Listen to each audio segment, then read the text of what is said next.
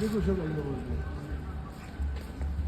শেষ পর্যায়ে এগুলো অনেকই শেষ পর্যায়ে, এগুলো সংস্করণ না করলে সবাই বলবে। ফার্স্ট এটাতে ভর্তি হয়েছিলাম। এটা আগে ছিল গ্রিন চাইল্ড কিন্ডারগার্টেন। আমি বেশি দিন ছিলাম না অবশ্যই, এখানে মনে হয় মাসখানিক ছিলাম।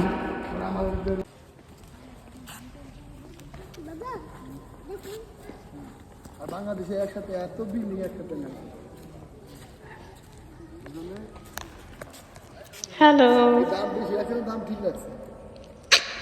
হ্যাঁ It is broke. এই